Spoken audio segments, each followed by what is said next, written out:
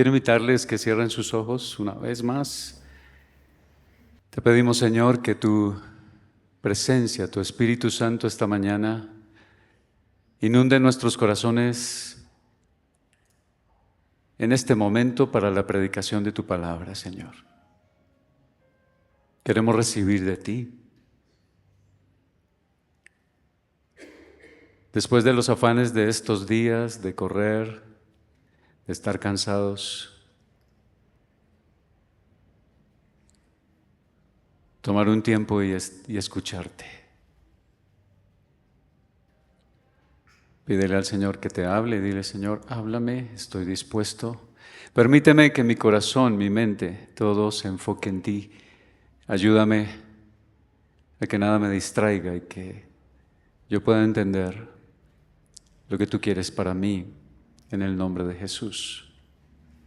Antes de empezar, saludos de la iglesia en la que estamos en Aranjuez, en la Comunidad de Madrid, y de otras iglesias. Esta misma mañana también me escribieron, me dijeron: denle saludos allá a los hermanos en Cristo, y entonces no podía olvidarme de eso.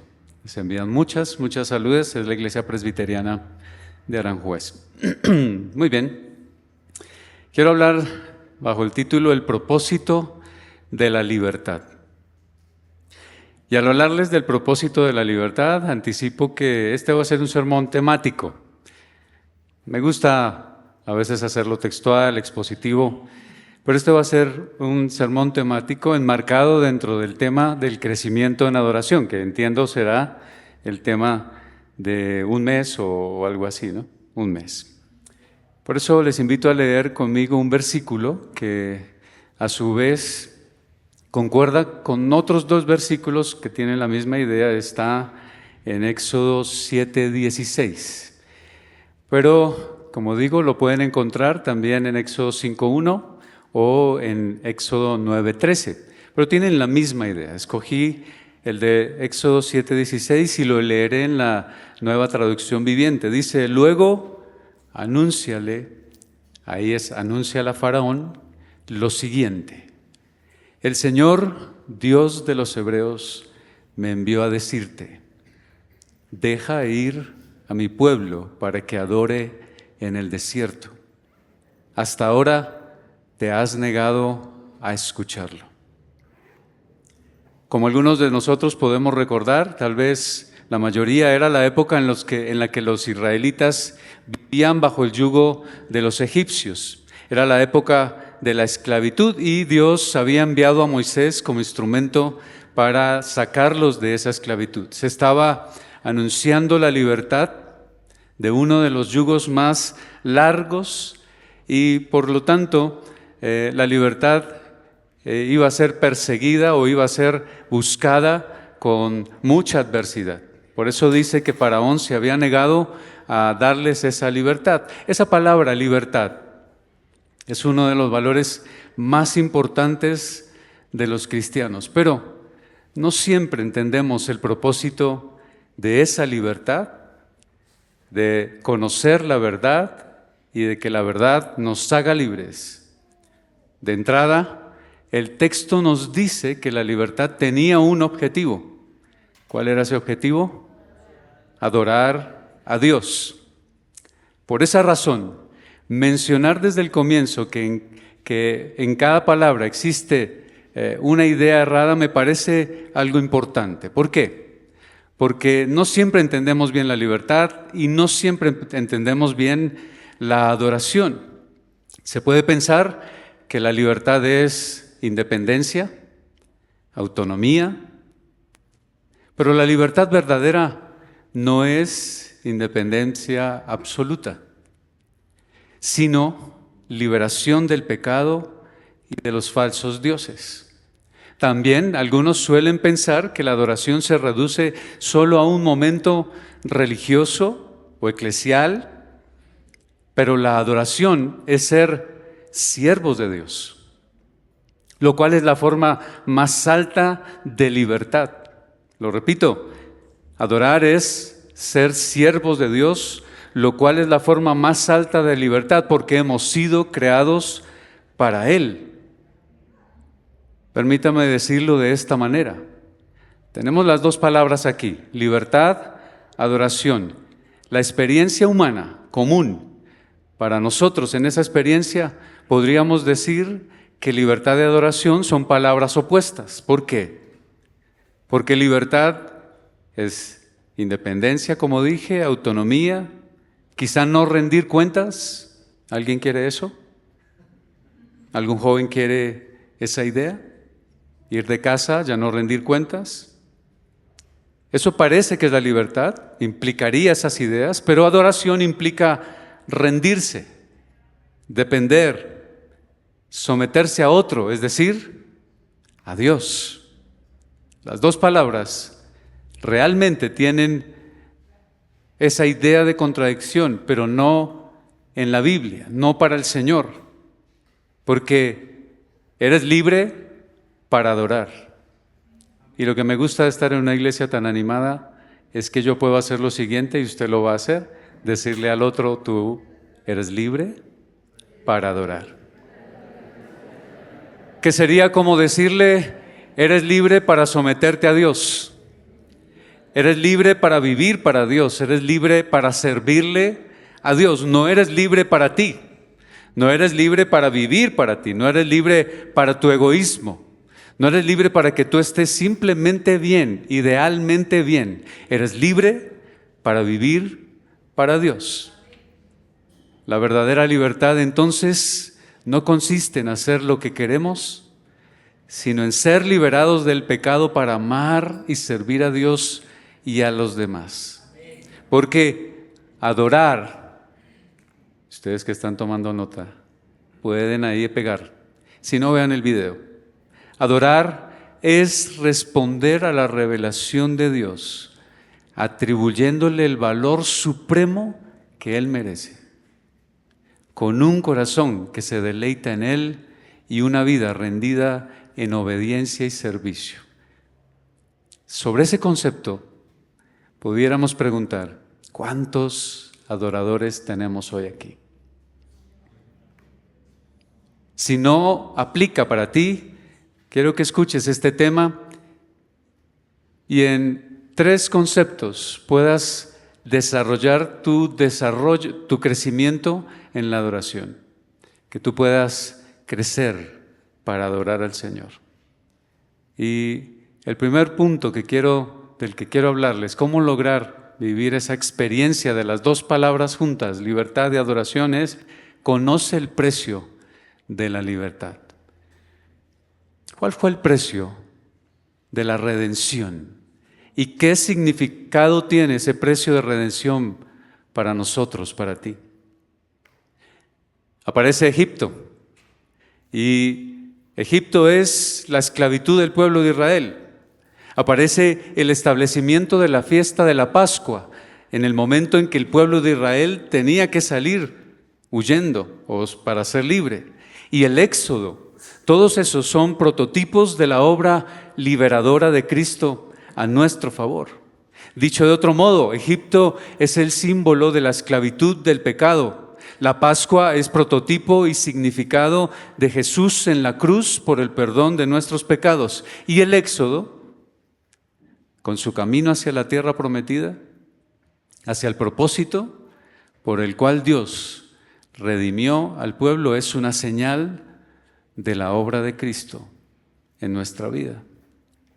Solo profundizar un poco estas ideas. Sabemos que el pueblo de Israel había estado en Egipto alrededor de 400 años y que había sido sometido a una terrible esclavitud. Pero ustedes, como yo, sabemos que no hay peor esclavitud que la del pecado. Sabemos también que el faraón endureció su corazón cuando Moisés se presentó a pedirle, a exigirle que dejara ir al pueblo. Habían pasado 9 plagas y otra vez el faraón endurecía su corazón para no dejar salir al pueblo, pero al llegar la 10ª plaga, el pueblo de Israel debía estar preparado. ¿Cómo debían estar preparados? Debían sacrificar un cordero pascual, que a propósito, Pascua significa pasar por alto, pasar o alto. Significa básicamente que donde estuviese la sangre del cordero, la muerte que vendría como un juicio sobre Egipto no tocaría las casas de los israelitas. Y ese significado de la Pascua y esa idea que está en Éxodo 12, 24 al 27, cuando se les pide que pusiesen la sangre del cordero, nos va a llevar a Cristo. Porque, como diría 1 Corintios 5, 7, desháganse de la vieja levadura para que sean masa nueva, panes sin levadura, como lo son en realidad, porque Cristo, nuestro Cordero Pascual, ya ha sido sacrificado. Sabemos que la Pascua implicaba entonces salvación, y eso siempre tiene un precio. Yo me imagino que cada uno de los que estamos aquí habrá escuchado que la salvación es por gracia. Pero no significa que no haya tenido un precio, un costo. Y es lo que solemos olvidar constantemente, el alto precio que se pagó por nuestra redención. Y ese costo que lo pagó Cristo por nosotros suele llenarnos de asombro. Hoy cantamos de esa palabra, asombro. Impresionante. Pero suele suceder, no me equivoco al decir que la mayoría de los que estamos aquí nos acostumbramos a lo asombroso, a lo bueno, a lo maravilloso, se nos vuelve paisaje. Incluso el acto mismo de la salvación y su gran precio. Por lo tanto, dejamos de adorar porque ya no somos conscientes del gran precio que se pagó. Puedo recordar cuando nací de nuevo, yo estoy en la iglesia desde muy pequeño, no crecí mucho, pero desde muy pequeño estuve en la iglesia y alrededor de los 14 años el Señor tocó mi corazón, porque como uno no hereda el ser hijo de Dios, sino que tiene que nacer de nuevo.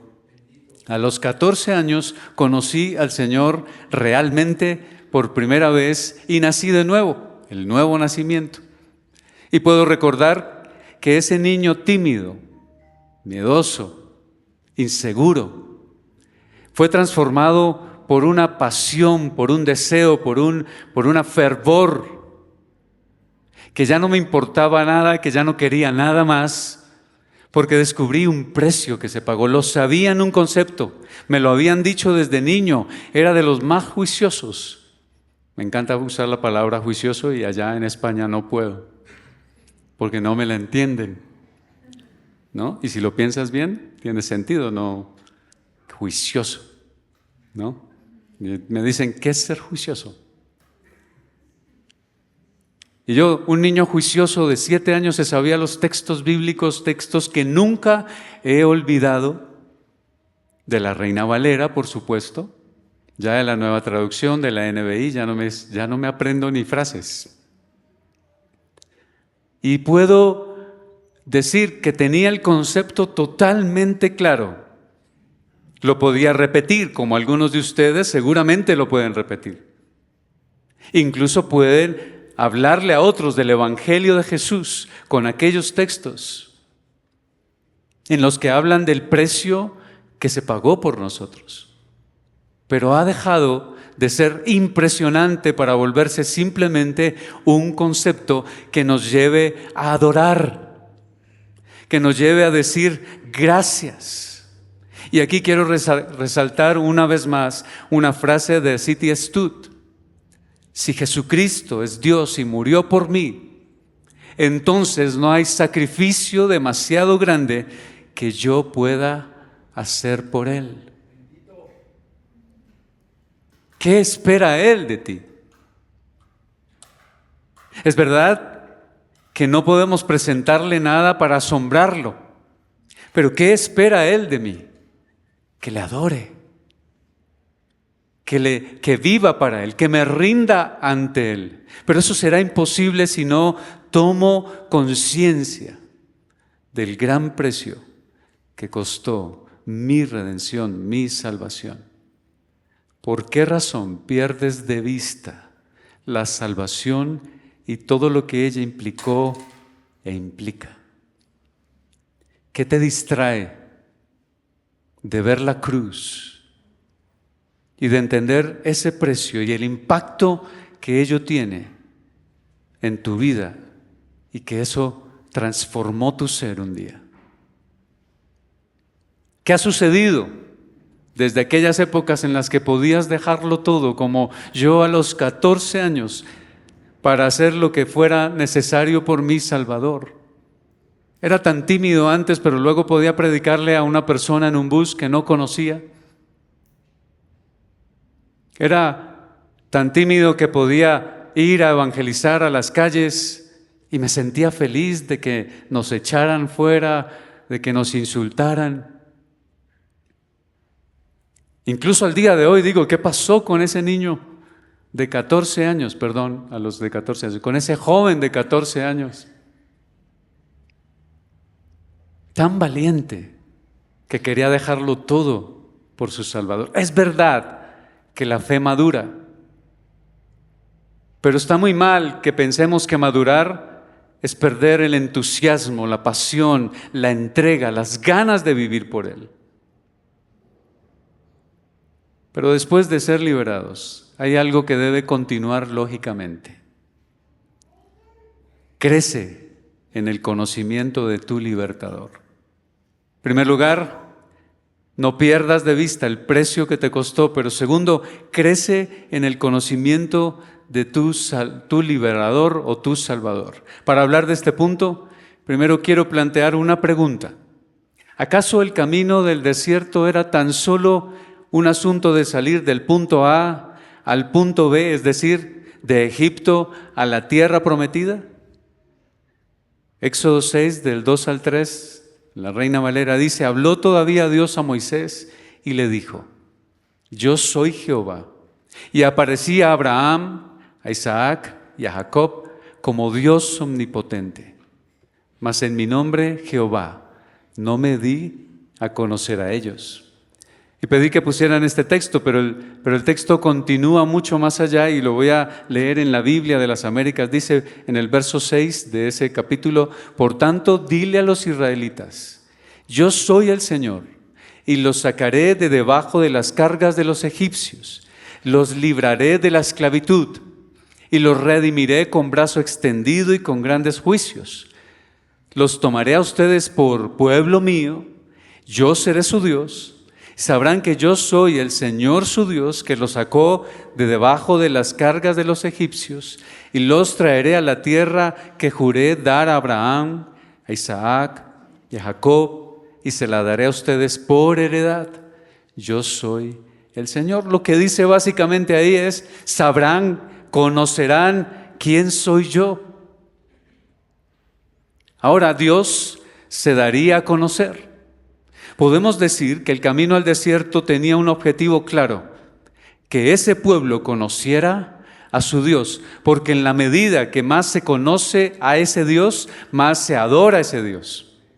Sería imposible no caer rendidos ante el Dios asombroso, sorprendente, maravilloso, Dios omnipotente, Dios santo, Dios misericordioso, Dios amoroso, y no decir: te amo, Señor, vivo para ti. Podemos decir entonces que crecer en adoración, con todo lo que esa palabra significa, es imposible sin crecer en el conocimiento de Dios. Ni ellos, los israelitas, ni nosotros aquí en Bosa, podemos adorar a Dios sin querer decir: te quiero conocer más, porque en la medida que te conozco, vivo para ti. En todo el desierto, Dios se reveló al pueblo con prodigios. Pero no solo con prodigios, sobre todo con la ley. Y les dio la ley como muestra de quién es Él, de su carácter. Y se presentó ante ellos diciendo: esta es mi ley. Se dio a conocer porque esa expresión de la ley es revelación para nosotros también. Alguno diría, pero es la ley del Antiguo Testamento, no tiene nada que ver con nosotros. Bueno, ¿qué diría Jesús al respecto?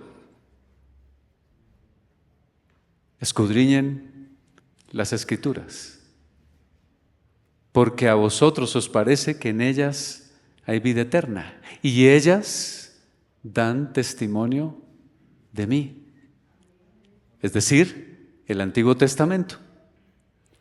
En todo el Antiguo Testamento está Cristo. Entonces, podríamos pensar en varios ejemplos bíblicos de lo que implica, de la importancia de crecer en el conocimiento de Dios. Para empezar, el final del ministerio de Jesús, en la noche en que iba a ser entregado, arrestado, entre muchas otras cosas que le dijo a sus discípulos, les dijo algo en Juan 14, 1 al 9. Permítame leerlo.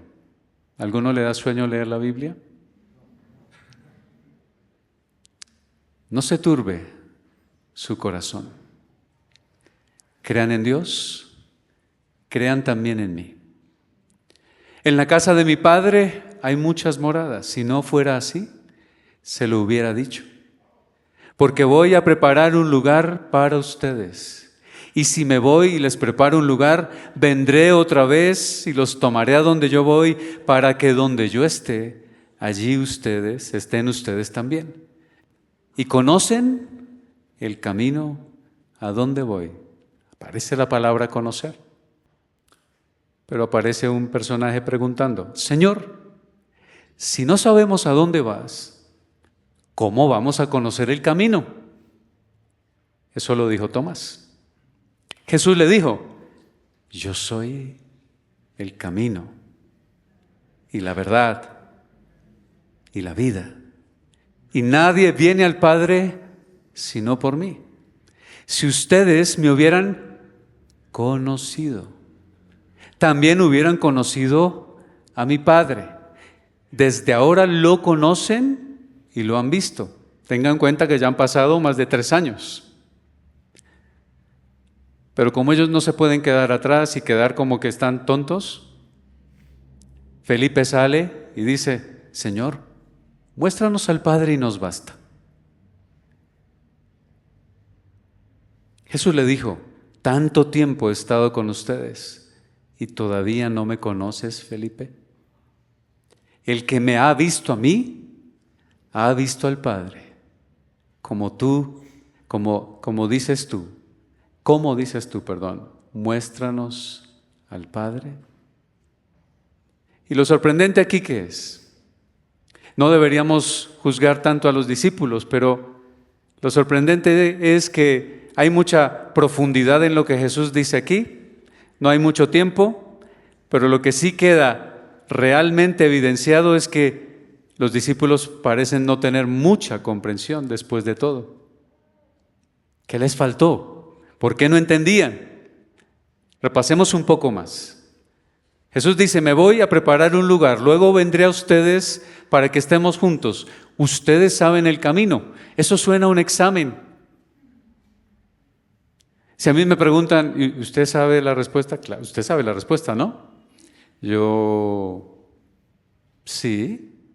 Y si no la sé, puedo responder como responden algunos. No. Excusa, no sabemos a dónde vas. Si no sabemos a dónde vas, ¿cómo vamos a saber el camino? Por eso, la frase que no la conocemos algunos de nosotros, o la mayoría de nosotros, yo soy el camino, la verdad y la vida, y aparece ahí diciendo, es que yo soy. ¿Qué decía en Éxodo? Me les revelaré, sabrán que yo soy. Pero ¿por qué ellos en el Éxodo, en el desierto, no lo vieron? ¿Por qué los discípulos en 3 años no lograron verlo? Y esto es lo que me sorprende, que no es un asunto de inteligencia. Esta es una palabra de ánimo para todos los que tenemos una inteligencia menor. Me incluyo. Que esto no es un asunto de inteligencia. Alguna vez Jesús le dijo, ¿Cómo es que no comprenden? Pero no añadió tontos, torpes, ignorantes, sino que añadió hombres de poca fe. Porque el conocimiento de Dios, eso que podemos decir que normalmente se entiende con estudiar, no es de eso lo que se trata el conocimiento de Dios. No es solo acumular ideas acerca de Él, sino entrar, atención, en una relación profunda, viva, que transforma todo el ser. Cuando descubrimos su santidad y amor, no podemos hacer otra cosa que rendirnos en adoración. Pues el conocimiento de Dios siempre produce, debe producir, el verdadero conocimiento de Dios siempre debe producir humildad y adoración. Algunos dicen no estudie teología porque se vuelve ateo. Conozco varios.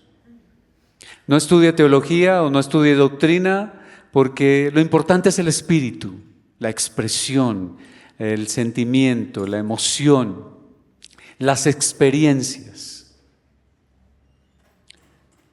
Pero la verdad es que cuando el conocimiento se hace sin fe, sin la intención de una mayor relación con Dios, eso sí endurece el corazón.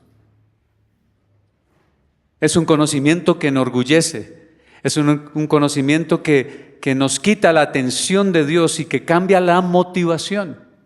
Y yo supongo que ustedes están aquí no para recibir una palabra profética para esta semana y hacer lo que tienen que hacer, a ver si les va bien. Y les sugiero que busque, en España sería un gitano, que le lea la mano. Porque de eso no se trata venir aquí. Yo creo que te levantaste esta mañana diciendo, yo quiero conocer más de Dios. Si no es así, todavía tienes 30 segundos para cambiar tu motivación y decirte, yo quiero conocerte. Algunas ideas que expresan esto una vez más. Recordarán a Job. Y al final de Job, del santo Job, que muy pocas personas saben de él, al menos por decir, es que tienes la paciencia del santo Job, ¿no? Pero algunas personas no se dan cuenta de lo más importante, que no es que haya tenido paciencia Job, sino que después de todo lo que sufrió, ¿qué pasó con él? Vio a Dios. Pero, ¿qué es lo que dice en el capítulo 40 de Job? De oídas te había oído, mas ahora mis ojos te ven. ¿Y por qué dice eso? Yo hablaba de cosas demasiado maravillosas para mí, cosas que yo no entendía. O sea, las conocí en concepto, pero no habían sido llegadas a su corazón, no las había experimentado realmente. Ahora era un asunto de fe. O Isaías, capítulo 6. En el año que murió el rey Usías, vi yo al Señor. ¿Y qué pasó después de verlo? ¡Ay de mí!, dice Isaías, que soy un hombre de labios impuros. Al final de ese texto simplemente hay un acto de adoración, y no es un acto de adoración simplemente porque él se postre, sino porque Dios dice, ¿a quién enviaré? ¿Y qué dice él? Heme aquí, envíame a mí. ¿Acaso Isaías no sabía nada de Dios entonces? Sí, pero ha visto a Dios en una revelación profunda que transforma su ser, y cuando Dios dice, bueno, necesito a alguien, el adorador dice, heme aquí. El que no es adorador dice, heme aquí, pero envía a otro. No quiero ir, que otro lo haga. Por eso, a mayor conocimiento del libertador, mayor es la entrega. hacia ese Señor. Pero aquí no termina. Yo creo que el ejemplo de los israelitas es para revisarlo constantemente, porque la enseñanza de ese ejemplo nos debe llevar a algo más. Ellos fueron liberados para adorar. Y si ya entendimos lo que significa adorar, entonces tenemos que decir que ellos fueron liberados para tener un Dios y un Señor. Y aquí está la tercera cosa que tenemos que hacer. Descubre y destruye la falsa adoración. Descubre y destruye la falsa adoración. Leo en Éxodo 32:1. Viendo el pueblo que Moisés tardaba en descender del monte, se acercaron entonces a Aarón y le dijeron: levántate, haznos dioses que vayan delante de nosotros, porque a este Moisés, el varón que nos sacó de la tierra de Egipto, no sabemos qué le haya acontecido. Faltaba algo. Faltaba que de ellos descubrieran una triste realidad presente en ellos y presente en nosotros. Y como muestra de esa frustrante realidad, apareció la falsa adoración. El pueblo de Israel estaba pasando de ser un pueblo esclavo en Egipto a un pueblo que debía rendirse a Dios. Pero poco después descubrieron una de esas terribles realidades que uno tiene que descubrir, de esas severas realidades, de esas destructivas esclavitudes, que es la idolatría. ¿Y por qué apareció? Algunos o la mayoría de comentaristas coinciden en que probablemente el pueblo de Israel en su estadía en Egipto fueron influenciados por la idolatría de ese lugar. Podemos leer algunos textos, pero no quiero detenerme en eso, simplemente que esa idea de sacarlos a adorar muestra que ellos tenían su adoración cautiva, contaminada, y que se les pedía días de viaje para ir a adorar. En realidad los iba a liberar para siempre, pero se les pide para ir a aprender a adorar. Y entonces Moisés se tardó. Sabemos un poco la historia. Moisés, habían pasado 40 días, 40 noches, y en la tardanza dijeron: ese que vemos siempre que se comunica con Dios. Será casi como decir: pastor, no. Ese que tiene relación directa con Dios. Ese que habla con Dios, ese que nos trae los mensajes de Dios, ese que ve a Dios y no muere en el intento, ya no volvió. Se perdió nuestra seguridad. Y cuando se pierde la seguridad, cuando llega esa idea de crisis, aparecen los dioses. Se manifiesta a quién has dedicado tu vida, en qué has puesto tu seguridad, tu certeza. Por raro que parezca, es urgente que nosotros también descubramos cuáles son nuestros ídolos. Y voy a parar ahí un momento. No parar, hacer un paréntesis. ¿Tú pudieras decir que no tienes un ídolo?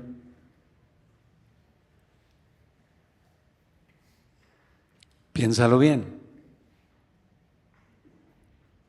¿Existe algún ídolo en tu vida? Porque tal vez te parezca raro que te digamos aquí, donde no hay una imagen, que tienes un ídolo.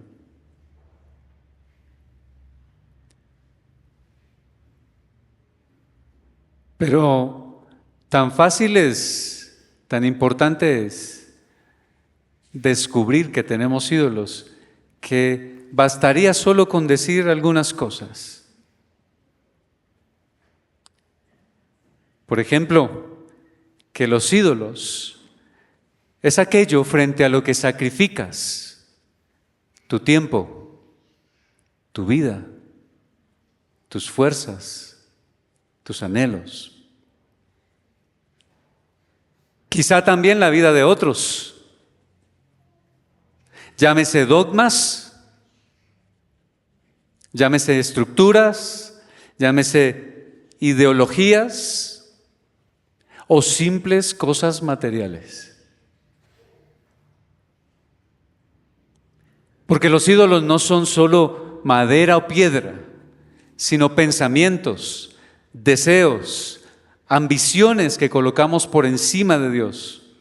Adoramos lo que disfrutamos.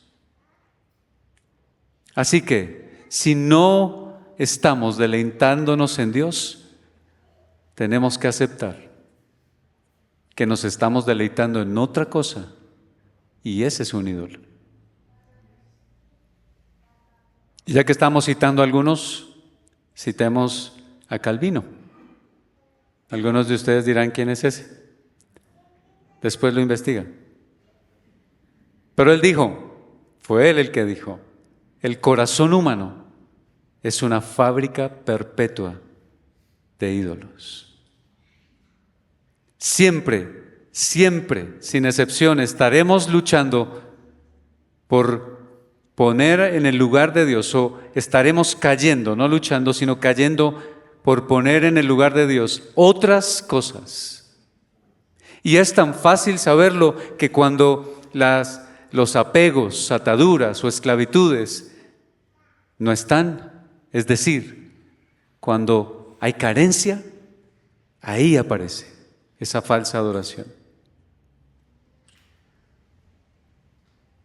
Es sencillo. ¿Cómo lo hace Dios? ¿Cómo le encanta a Dios mostrarnos que hay ídolos en nuestra vida? Yo lo sé, lo he sabido todo el tiempo. Y permítame, a algunos les he contado ese ejemplo, pero creo que la mayoría no me conoce, entonces vamos a contarlo. Hay un ídolo cristiano, no Ronaldo. Digo porque mi hija es madridista. Hay un ídolo cristiano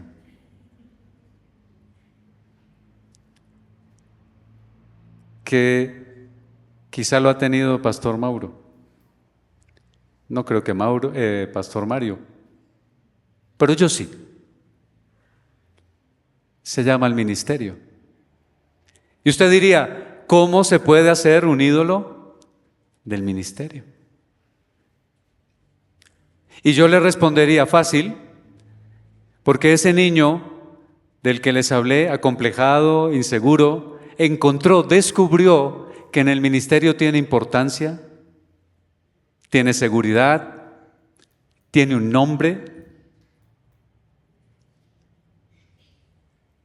que no importaba si fuese, pues, como decía yo, pastor de una iglesia de menos de 1000 miembros, eran 30 miembros y nunca mentía.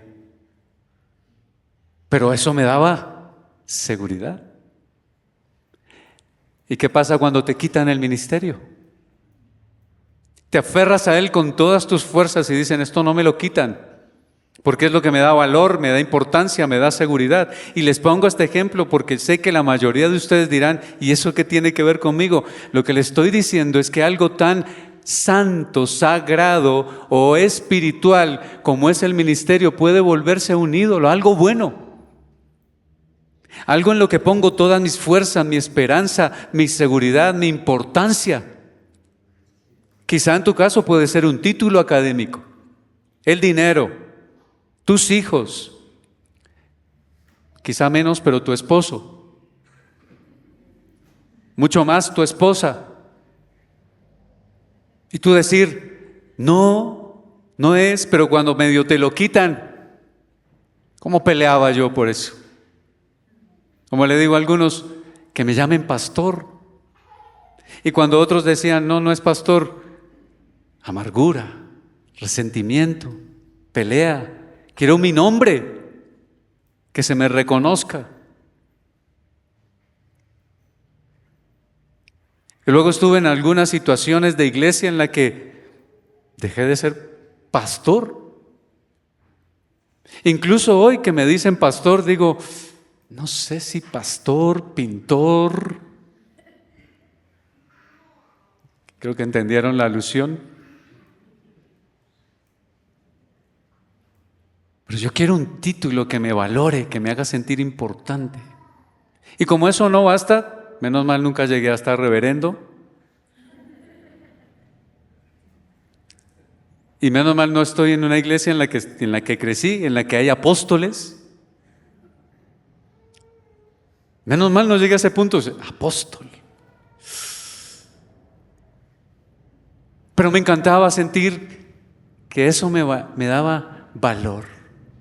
Así que podría haber hecho todo lo que se hace para el ministerio con una motivación pecaminosa, aunque no significa que no haya sido llamado a ese ministerio. Significa es que ese ministerio empezó a reemplazar a Dios de la misma manera que tú en tus cosas, en tu vida, con tus relaciones, con tus apegos, estás reemplazando a Dios.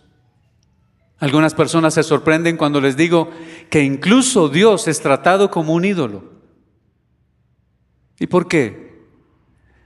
Porque es que yo quiero que este Dios haga lo que a mí me apetece, lo que a mí me... ¿Qué palabra española? Lo que a mí me gusta. Que Dios haga lo que me haga feliz a mí. Eso es decir que tú eres tu propio Dios. Y eso es decir que Él es el tótem al que tú le rezas o le dices, hazme feliz, dame mis sueños. Todo tiene que ver las canciones, ¿no? Te entrego mis sueños. Y el Señor dice, bueno, Lili, dámelos. Y ahí es cuando aparece el ídolo. Porque Señor, sí, yo te entrego todo, pero cuando Él lo empieza a quitar, vas a ver cómo lloras. Vas a ver cómo le peleas y le dices, no, con mi hijo no te metas. Porque es mío, no lo toques. ¿Cómo crecemos entonces en adoración? Primero, asómbrate del precio que pagó tu libertador. Segundo, esfuérzate en conocer a tu libertador. Pero termina cada día diciendo, voy a derribar los ídolos de mi corazón. Si yo te preguntara, ¿quieres hacer eso? Te pido que ores conmigo.